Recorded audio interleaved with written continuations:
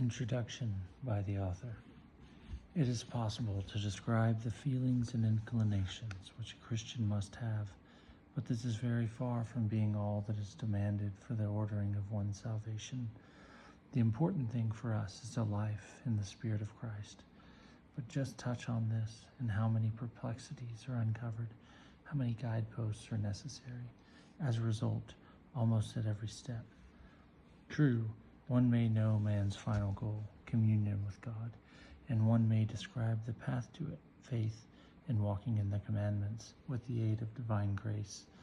One need only say in addition, here is the path, start walking.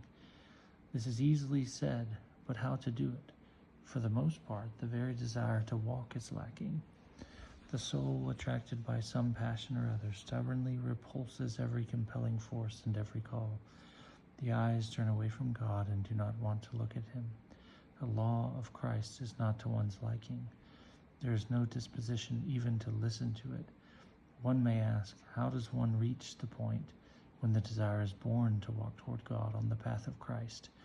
What does one do so that the law will imprint itself on the heart, and man acting according to his law will act as if from himself, unconstrained, so that this law will not lie on him, but will, as it were, proceed from him? But suppose someone has turned toward God, suppose he has come to love his law. Is the very going toward God, the very walking on the path of Christ's law, already necessary? And will it be successful merely because we desire it to be? No. Besides the desire, one must also have the strength and knowledge to act. One must have active wisdom. Whoever enters on the true path of pleasing God, or who begins with the aid of grace to strive toward God on the path of Christ's law, will inevitably be threatened by the danger of losing his way at the crossroads of going astray and perishing. Imagining himself saved, these crossroads are unavoidable because of the sinful inclinations and disorder of one's faculties, which are capable of presenting things in a false light, to deceive and destroy a man. To this is joined the flattery of Satan, who is reluctant to be separated from his victims, and when someone from his domain goes to the light of Christ, pursues him and sets every manner of net in order to catch him again. And quite often he indeed catches him. Consequently, it is necessary for someone who already has the desire to walk on the indicated path to the Lord to be shown in addition all the deviations that are possible on this path, so that the traveler may be warned in advance about this, may see the dangers that are to be encountered, and may know how to avoid them. These general considerations, which are unavoidable to all in the path of salvation, render indispensable certain guiding rules of the Christian life by which it should be determined how to attain the saving desire for communion with God, and the zeal to remain in it, and how to reach God without misfortune amidst all the crossroads that may be met on this path at every step. In other words, how to begin to live the Christian life, and how, having begun, to perfect oneself in it. The sowing and development of the Christian life are different in essence from the sowing and development of natural life, owing to the special character of the Christian life and its relation to our nature. A man is not born a Christian, but becomes such after birth. The seed of Christ falls on the soil of a heart that is already beating. But since the naturally born man is injured and opposed by the demand of Christianity, while in a plant, for example, the beginning of life is the stirring of a sprout in the seed, an awakening of, as it were, dormant powers, the beginning of a true Christian life in a man is a kind of recreation, an endowing of new powers, of new life. Further, suppose that Christianity is received as a law, i.e., the resolution is made to live a Christian life.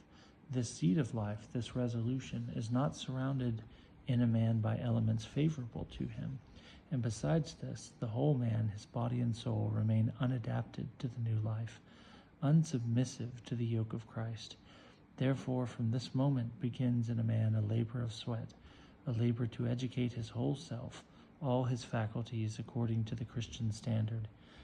This is why, while growth in plants, for example, is a gradual development of faculties, easy, unconstrained, in a Christian it is a battle with oneself, involving much labor, intense and sorrowful, and he must dispose his faculties for something for which they have no inclination.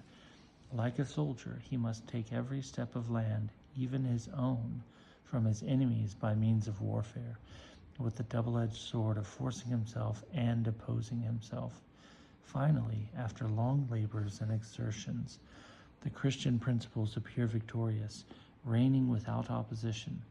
They penetrate the whole composition of human nature, dislodging from it demands and inclinations hostile to themselves, and place it in a state of passionlessness and purity, making it worthy of the blessedness of the pure in heart, to see God in themselves in sincerest communion with him. Such is the place in us of the Christian life. This life has 3 stages which may be called turning to God, purification or self-amendment, and sanctification.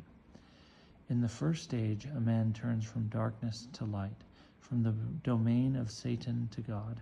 In the second, he cleanses the chamber of his heart from every impurity, in order to receive Christ the Lord, who is coming to him. In the third, the Lord comes, takes up his abode in his heart, and communes with him. This is the state of blessed communion with God, the goal of all labors and ascetic endeavors. To describe all this and determine its law will mean to indicate the path to salvation.